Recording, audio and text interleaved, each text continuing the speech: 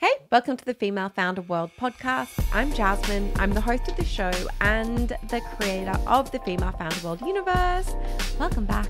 Today, I'm actually chatting in person with Rachel Liverman, the founder of Glowbar. If you're based in New York, you will know their clinical facials. You'll be very familiar with their locations because they have just grown so quickly. They now have 10 spots all over the city, and Rachel's raised $10 million to really scale that and double next year. Before we get into the interview, a reminder, an invitation that we are hosting Launch Lab, our digital marketing workshop series, virtually right now. We're about to go into week 4 where we have Jera Fosterfell, or you would know her as Jera Bean. She has 1.5 million followers on TikTok, and she is an absolute social media expert. She'll be teaching how founders should be showing up themselves on video platforms to build their brand alongside their personal brand right now, which I think is something that we're always talking about on the show. We are always talking about it in the Female Founder World community. So please take this opportunity to have a free session with Jera. She's absolutely incredible. I've put the link in the show notes and also want to thank our partners TikTok for making this workshop happen. Okay, let's get into the show. You are now entering Female Founder World with your host, Jasmine Garnsworthy. Rachel, welcome to Female Founder World. It is so good. I feel like we've been talking about getting you on the show for like months, maybe years. Yes. Finally made it happen. I have been dying to be sitting with you. I can't wait to talk. I'm so proud of everything you've done. Congratulations. Thank you. For people that don't know Glowbar, what have you built? So Glowbar is a skincare concept. We're in New York and Connecticut today. We have 10 locations and we do 30-minute facials. So we were actually first to market 30-minute facial and it's highly effective, highly accessible. It's $75 for a treatment, or you can join our membership, which is $55 a month.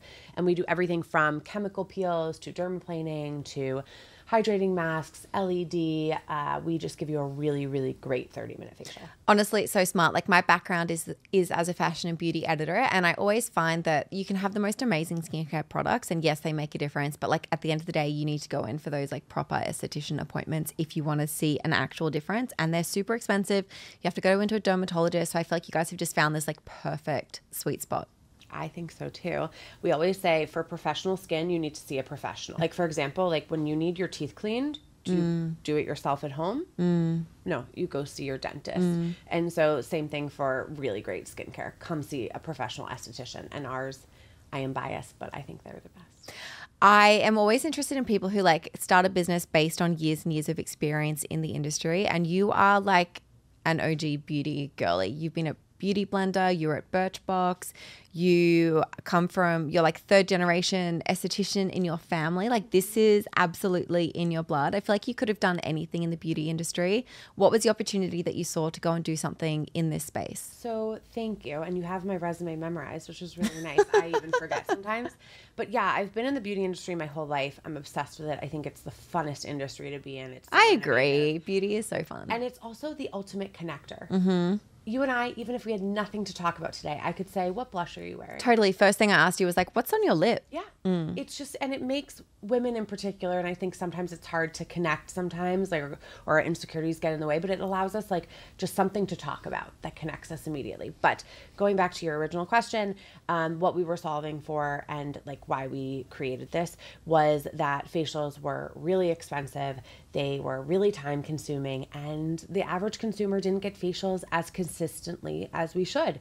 And so I wanted to create something that was perfectly solving for that. And so I felt like as a consumer, I wasn't getting facials. I was like a cobbler's son with no shoes. And I wanted a 30-minute facial for, you know, an average price point. And so that's what we created.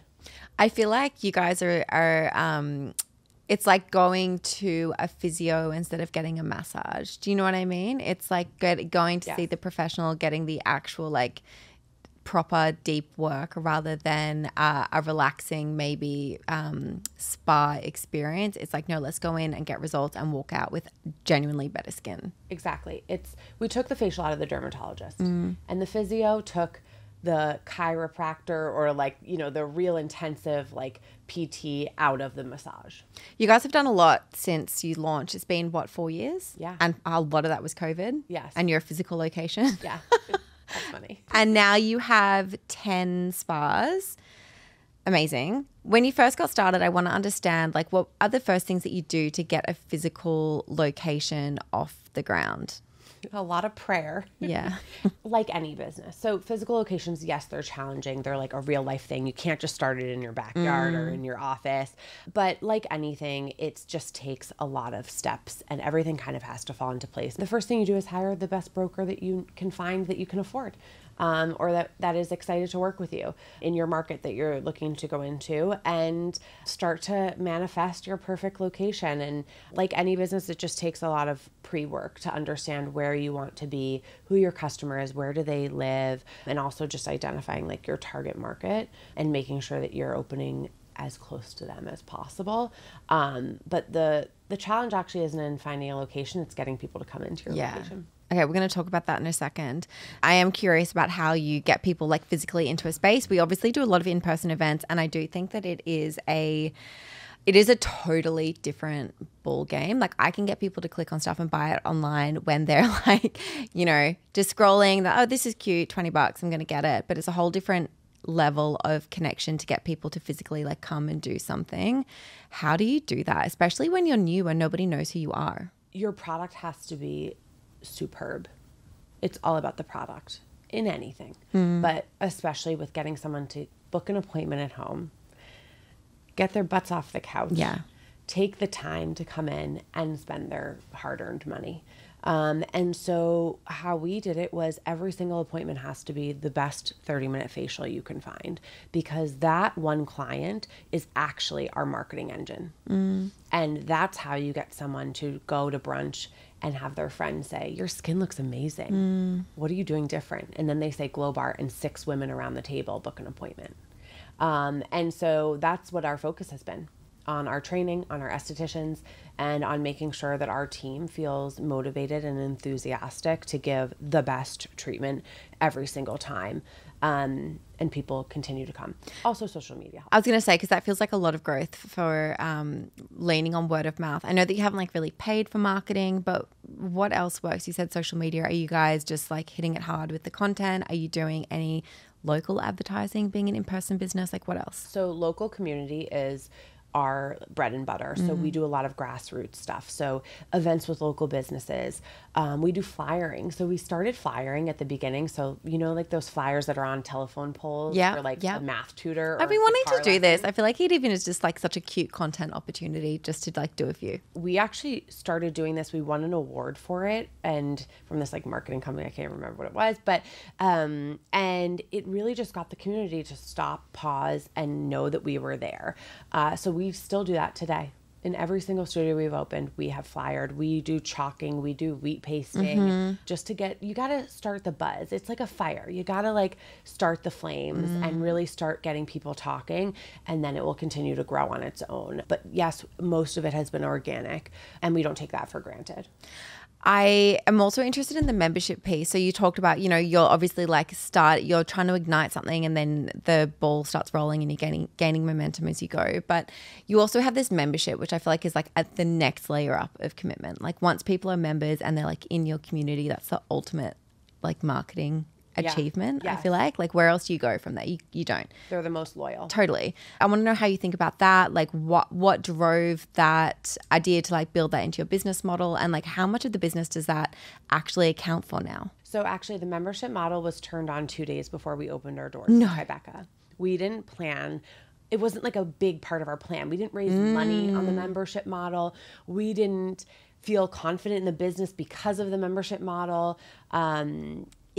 We were like, let's see if anyone joins. So we literally turned it on, and the next thing we knew, we had over 1,000 members in like 6 months at that one location, which was remarkable. Are they people that come in once and then they are like, I want this every month? Yeah. Almost every person joined on their first appointment after they had their first appointment. They are our most loyal. They are our most committed. And the way we got them to commit was, again, going back to the product. An amazing 30-minute facial. It had to be effective and efficient.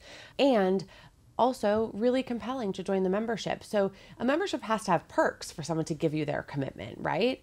So we made it so that it was almost like, why wouldn't I join the membership? Yeah. So it's $55. It's a 4-month commitment. You get a discount on retail products. We sell the best professional products we can find on the market. You also get perks along the way. So we have membership perks, little things that our partners love to provide them. And also a free guest pass to bring someone they care about. So that was also really compelling. You know, if your mom's in town or a family member and you want to take them to Also get them hooked as well. That's the hope. This sounds like a really expensive business when I think about all the different things you could be doing in the beauty space. Bricks and mortar, a physical space, sounds like something that would be really cash intensive. And I know that you've raised $10 million now. How are you, first of all, like, what are the efficiencies here? Like, how are you making this work in a scalable way? Because I think a lot of people who are trying to do like a bricks and mortar space, or they have a spa, or they have a restaurant, they're kind of like, I don't understand how you can like replicate and scale this. What are you guys doing that's working? Brick and mortar is really expensive, but again, every business is really expensive. Totally, yes. And in fact, this whole country was built off of brick and mortar businesses. America, the classic business model was a retail store. And so if you do it right and you keep your expenses low, you can create a really profitable, really sustainable, and really scalable business model. And so we ensured that our build outs and our spaces were as cost efficient as possible. So when you come into a Glowbar, it's not, 4,000 square feet. They're small format and they're cozy and we love them and we make them as beautiful as we can within budget. And we spend money in the places that matter to you, the consumer. So like our wash bar, it's the most expensive sink I've ever laid my eyes on, but we keep buying it for every single studio. But the cabinetry is, call it IKEA with a nicer finish over it. Right. And so with brick and mortar, you've got to keep expenses low. But CPG these days is also focused on efficiency and getting to profitability. And so this advice isn't just for brick and mortar. It's for starting a business in general. Keep your costs low. Don't buy that fancy office right out the gate. Keep things scrappy. Really be efficient with your capital. And that's how your business is going to be alive in 4, 5, 10, 20 years. You're somebody who took a bit of a different approach to fundraising. Talk me through that. I was given a formula from some venture capital people. What is the formula? For people who don't know, they're listening to this and like, okay, but wait. The formula? Start at the basics. Like, what's the formula that people usually follow? The formula is through a bunch of steps, call it 3 to max 10 venture funds or investors that you know to target. And just stick to those and customize that email to them. Make your pitch deck really exciting to them. Make sure that they've invested in a category like yours. Yep. And just target the heck out of them. Okay, that sounds logical. Okay, fine. I, Rachel Liverman, never take the easy path or the formulaic path. And so I decided to just email and outreach to everyone I knew. If we knew each other at the time, you would have gotten an email from me asking if you would want to invest in Glowbar. I took everything from $2,000 to $200,000 and everything in between. And a lot of people say you only want a few people on your cap table. Google cap table, whatever. It's such a term that we use. It literally means like your investors. A list of your investors. It's a list of your investors. But, you only want like 5 people on your cap table, call it. I had 30. And I still have 35 plus, So I took a very different approach and that worked for me. That felt really organic to me. I loved talking about the business, but in turn it did make it harder a little bit because I ended up with 100 no's. Yeah. I have a list of 100 human beings and groups that looked at the business, had multiple conversations with me and still said no. But each of those conversations, I learned a ton and they got me thinking about the business in a different way. So for me, it was the right path. It's not what I was told to do, though. That is such a good piece to pull out there because, like, I feel like people get a couple of no's and they kind of think, oh, my idea sucks, or this is, like, not the right path, or this is, like, not the thing I should be pursuing. You got 100. Like, what is it inside of you that gets 100 no's and is like, no, but this is still amazing. Like, I still trust myself. So first things first, I always say that, you don't have to be the smartest, the prettiest, the most well-connected, or like we were talking about before, be in a major city to start a company. What you have to have is resilience, and you have to have radical self-awareness. That's all you got to have. If you Talk got me those through two that, things, the radical self-awareness. What do you mean? you have to be asking yourself how you can do better every single day and what you're not doing great on. Yeah. And also like not take it personally. When people give you the feedback, it's like, amazing, this will make me better. My feedback from my team a couple of weeks ago made me cry in a meeting with my head of people. From your team? Yep. Yeah. And I felt terrible. It made me feel embarrassed and the shame, and I wasn't perfect. I'm not right to do this. All the things we all say to ourselves, right? And I swear last week I was a better leader than I've ever been. And so, yes. And going back, you know, to your question of 100 no's, how do you not get down on yourself about, oh, this is a bad business? That's where, if you know it's right for you and it's right in your gut, you'll keep going. Oh my God, that's so true. And so it's like, I know that 100 people don't think this is a great idea, but I've got a few that do, and I know that this is right for me. And for me, that was because I had a family history in skincare. I had a decade of beauty experience. I, as a consumer, needed this product. I didn't just want it. I needed a 30-minute facial for an affordable price because my skin was not getting any younger. And I don't know about you, but 30-year-old acne is a really interesting world. No, it's like this really cruel thing that happens where it's like you start getting wrinkles and you're still getting acne, and it's kind of like, this is not what was sold to me on the box. Right. And these like cystic things on your chin when your period is coming at 30, 35 is a whole new world. I want to know what you were kind of like backtracking a bit. I want to know what you were spending that money on in the beginning. Like you pulled together how much to start the company, or is that like $1 million? $1 million. Okay. What do you do with that $1 million? You build a store as cost efficiently as you can. Yeah. You spend it on what matters to the consumer. So we wanted to make sure that the store looked as nice as it could, that we had the right team in place, and that we had the right products. So we found the best professional skincare brands we could find to partner and invested in them and the training that came with it, and really kind of like hoarded our money. You want to spend the least amount as possible because you need as much runway as possible. Runway meaning money in the bank to last you. Yeah. I know all these terms. I'm So just like, silly. So you have a silly. glossary though. Yeah, your we members, do. Yeah, we do which have I think a glossary. is so brilliant. I mean, so I much need of it, totally. So much of it is just like very simple language that, I don't know, some tech bro somewhere decided that we needed special words for it.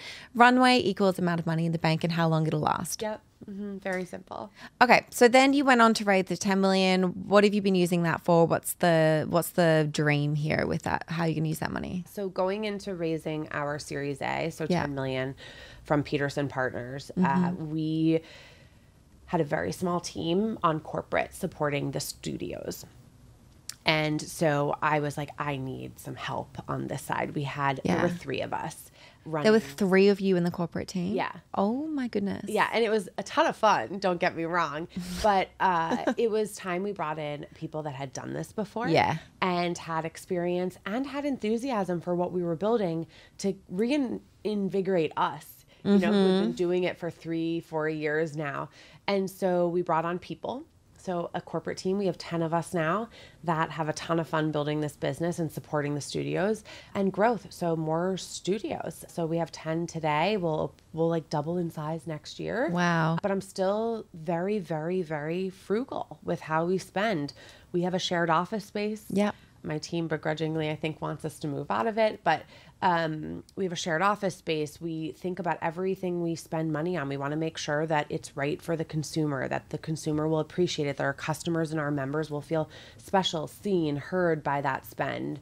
Keeping those disciplines, I think, is going to be important in the next, coming few years. So you have 10 people in the corporate team, but I also know that you have a ton of aestheticians. Like how many would be? We have 150 aestheticians who are the reason we exist, and they're incredible. Okay, so you might only have 10 people in the office, but like that is a really big team that you're still ultimately responsible for, like hiring, firing, managing. What advice do you have for people who are about to make their first couple of hires or who are trying to figure out how to expand a team? Like, what have you learned because you have done this really quickly? We are a people business, so people are at like the heart of what we do. And so I knew that I needed to hire the right people. We are not robots. We are not all like the smartest. We don't have, MBAs, most of us. And I just wanted to find people that fit our values, which are enthusiastic, driven, self-aware, outgoing, hardworking. So I just really looked hard for those people. And also like in the interviews, just asking like, why Glowbar? Like, I want to know you want to be here because days are long. Yeah. I need to know you're really, really jazzed about what we're building, or at least the opportunity you have here to grow yourself. So that's important. What was your first experience firing someone? Oh, they're horrible and they will never get easy. I've been lucky that I've only had to fire people that knew it was coming. There were no like surprises, but it still is painful every single time. I think it's hard for both parties and you have to be really direct and almost like cutthroat a little bit. And that's just not my personality because I'm like, are you okay? Are we okay? Do you still like me? Which is just something I'll always work on. You also have to be comfortable with them like not liking you, and that's kind of fine. Yeah. Yeah. I think it's also just like they think that founders are on this like pedestal. They're glamorous. They have everything figured out. And I feel like it's my duty to share that like you don't have to have it all figured out and you don't have to be the smartest, the brightest, the prettiest, the most well-connected.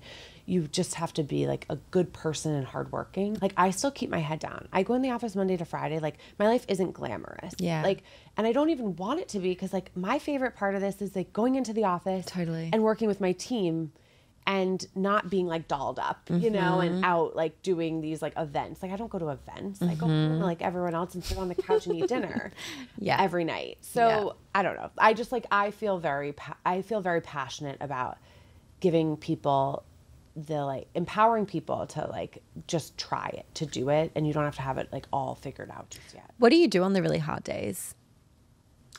I read something interesting last night about a founder, and I'm sorry I'm forgetting his name, but he asked himself in the morning how he's feeling. And he says, if I'm a 1 to 2, so like on a 1 to 10 scale, 1 to 2, he stays in his office and he doesn't really like surround himself with the team because he feels like his energy is going to be a value suck. Yeah. And it's just not going to get anyone, himself or his team, anywhere. And, as you go up the scale, he engages more. So on the days that are hard for me, I also try to stay a little bit internalized because I know it will pass, right? Like yesterday could have been the worst day ever. And today I'm like, I got sunshine coming out of my face. Yeah. So I kind of try to stay low key, get some things done, stay a little, not withdrawn necessarily, but like in my office and get it done. So no one feeds off of that energy. But I also have techniques of like, as you get older, you find the techniques to help you cope. So positive affirmations, reminding myself of just that today is going to be just today. And tomorrow's a brand new day.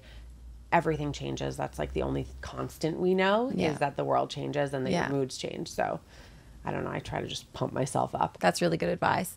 I definitely feel like it's not even like the day changes. It's just like halfway through the day can be a totally different day, Yes. Yeah. One thing can set you off.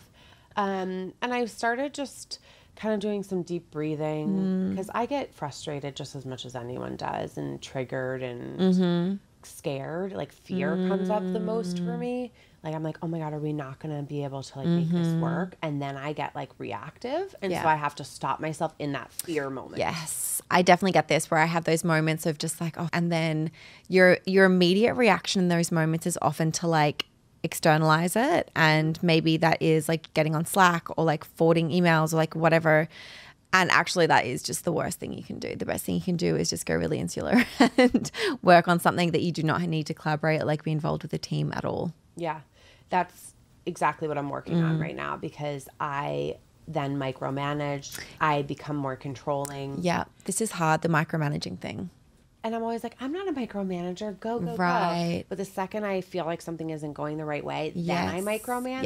Yes. And it creates like fear in the team.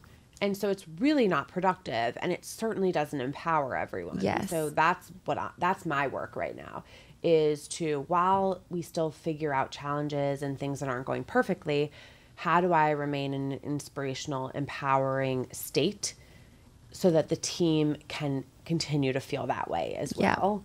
and not be like, oh my God, she's mad, she's upset, we want to please her. Oh my God, I feel so bad, which is kind of what has happened before. So it's so interesting. It's something that I see across all different founders that I speak to who are building something really interesting. It's this ability to up level at the same rate personally that you want the business to be up leveling. Like there's something there where the business can't really outgrow you if you're still the one steering the ship. And I'm really interested in like the things that people are doing to be meeting that like personal growth level so that the business can meet that growth. I mean, that's the work that a leader has to continue to evolve. Yeah. And bring their business with them. Yeah. And the only way to bring the business with them is to empower people and inspire them and keep them motivated and engaged. And the big challenge then is on those tough days, on those days when your resiliency is being tested, how do you maintain that? Yeah. And it's a lot of pressure. And it's also not really humane, right? You're asking a leader to not have days where they're not feeling inspirational and motivating. But it's like, I think that's where transparency comes in, vulnerability comes in, and you say to the team, hey, having a really tough day. I'm finding it really hard to be motivating and like empowering. Do not take this personally. It's just Rachel is having a day. And some leaders are afraid to say that. I encourage them to say that. Friday, I was like feeling under the weather at the office. I was on a chair with my feet up being like, team, I'm sorry. I don't feel good. I have a cold. I'm going to stay the whole day, but I just don't feel well. So like, sorry if I have no energy to give to this meeting. And it allowed everyone to, and like be themselves. Right. Not take it personally. And also just be like, oh, if I'm feeling crappy, like maybe I'll stay too. But Totally. like, she'll understand. Yeah. And that's just a small example that came to mind, but those things happen all the time. Even in meetings, I can like, sometimes I'll just be like, guys, I don't have the energy. And so I don't have much to offer here. I don't know why my brain is not in this like engaged state. Yeah. And so it allows everyone to open up, and, you know, vulnerability breeds vulnerability. And that's really been working for us. I want to switch gears a little bit and talk about launching your new spaces. And now that you've done 10 and you obviously have so many more on the roadmap, which is just wild, I want to know, like, what's the formula? What have you found that works? So you have found a new location, you're building out the space. What is happening on email? What is happening on social? What are you doing in the space to build buzz, to get the word out, and to get people into your store? We have a formula. We call it our marketing playbook. We say in the industry, NSO, new studio opening. There we go. So there's another Of one course, for there's ya. of course there is a We'll word have for to have it. a glossary in the podcast notes. But so our NSO marketing playbook, Laura on my team, she was my first intern. She runs marketing now. She's a total rock star. You've met her. Amazing. She just turns that engine on. So we start with emails. Hey, we're opening in Hoboken. Yeah. You got to know. Tell your friends. Sign up for email. How long before does that go out?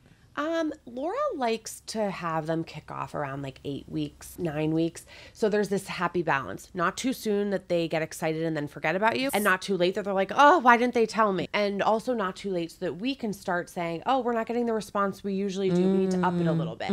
So it's a fine line. 8 weeks is approximately for a local studio. Yeah. We'll turn on the marketing engine. So emails start to go out. We launch it on Instagram. Hey, we're opening in, we'll use Hoboken, for example. That's opening in a couple months.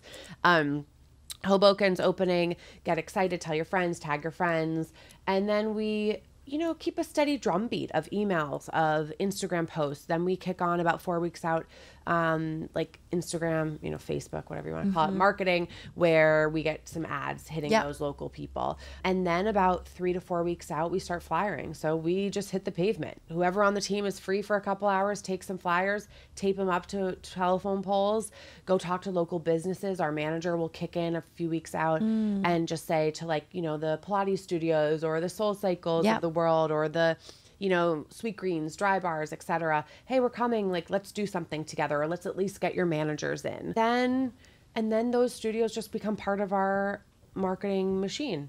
Are you on TikTok?